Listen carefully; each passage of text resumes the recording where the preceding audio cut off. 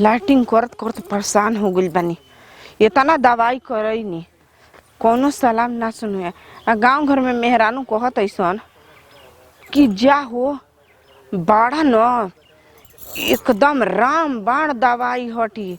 वो अनार के फूल कहा जाने उहरे बतैले ऐसा लौकत है नहीं कि अनार के फूल बा कहाँ बा। सब तो रेड़ लौकता। तो ये अनार कौन है?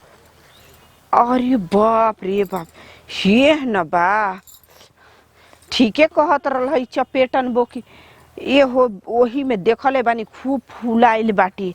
आ तोड़ के आ खा लेबू न त निक हो जेबू। हरियाली में तो कच्चा कच्चा फूलाला। अच्छा तो एकरा के कैसे खाइल जाला?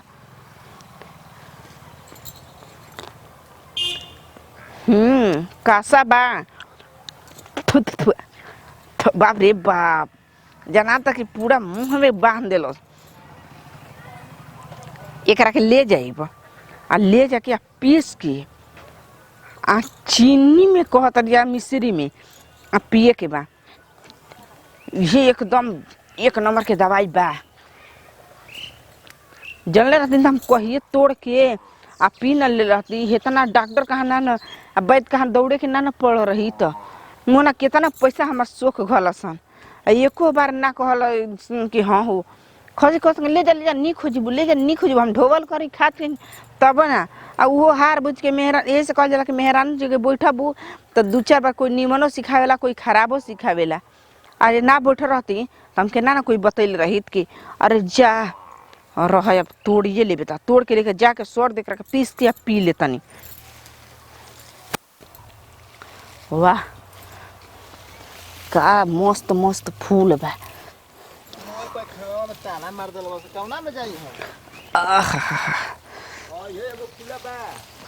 कितना मस्त बा। चोला इतना बा इतना बा न। अरे बताओ कितना सुंदर सुंदर फूल फुलाइल बा। का करतलू हो? अरे अरे अरे ई का करतलू हो?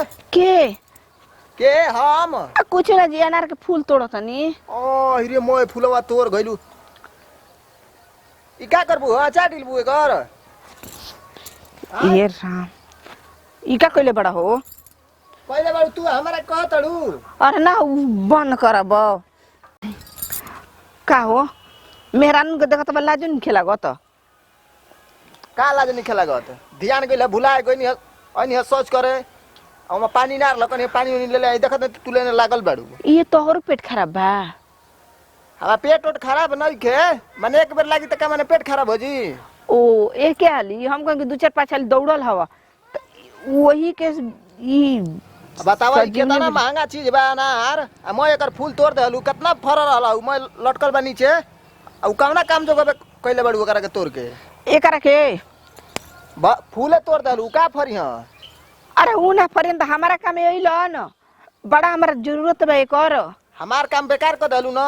200 रुपया किलो अनार बा आ फूलवे तू तोड़ देलू। तो है अनार ना है फूल ह।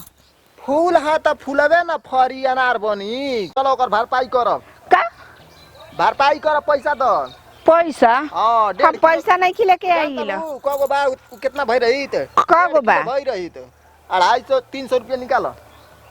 आई हो दादा हम पैसा वैसा लेके नहीं किया लिका मांगत रह। नहीं खुले के त कुछ द हमके किछौ। हां ई का कहत रहो? हम तारे के किछौ दे दी? तारे अनार के फूल तोड़ ले बनिया किछु दे दी? काहे ना देबू? कहां से दी? ओकर पानी हम डाले बानी पटौले बानी भेड़ बकरी लोग बचैले बानी ना भगबा आब तोरा कहे मुंह से लेब किछौ दे द। तारे अनार का तोड़निया तू किछु मांगे लगबा? काहे ना मांगब? हमारे पास किछु नहीं खे। कुछ नहीं खाना ना हम लोग किटवे दे दो का असूल हो जी हमार। इका कहता बा तारा हमरा कितना पेट के जरूरत रहा त हम तुरे नहीं अनार। डॉक्टर के जाके दवाई न लेवे के चाहिए कि अनार का फूल तोड़ देबू के?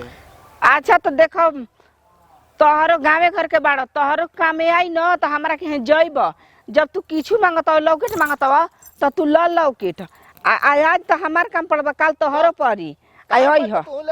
अच्छा ठीक बा सोच लो धर हम यही ले निक हो जाइब तो डॉक्टर कहाँ कहता ना पैसा फूक घलनी दवाई में यही जे ठीक हो जाई तो ई का बावन जाए जिले हमहू जा तनी अब जा सोच लगा मुआनु कह आज न त काल तू अइबे करब हमरा भीरी चले त